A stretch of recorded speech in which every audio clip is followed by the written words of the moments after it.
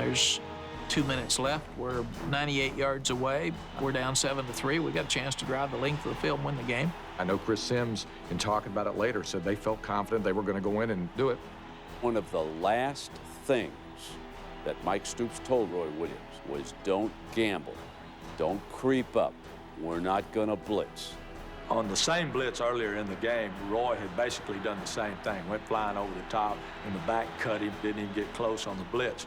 We had called a timeout, and Mike Stoops had him over on the sideline and was discussing, you know, this is what we're going to run. He said, now don't dive over this time. Whatever you do, don't leave your feet. Don't leave your feet. Don't leave your feet. Because if he catches your feet, you're made to look like a fool as you go eating turf, you know, on your face.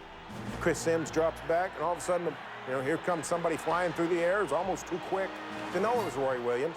All of a sudden, the ball's just, you know, tossed up like a loaf of bread. Teddy Lehman's right there. It happened so quickly that you really didn't realize what had happened. Williams got him on the pass. OU is going to win it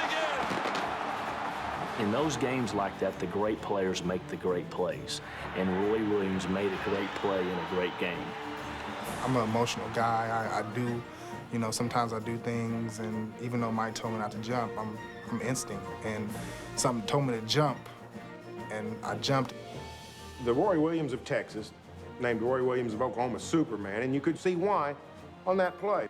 You don't see many safeties leaping fullbacks in a single bound to go take the head off the quarterback, but that's what Roy Williams did.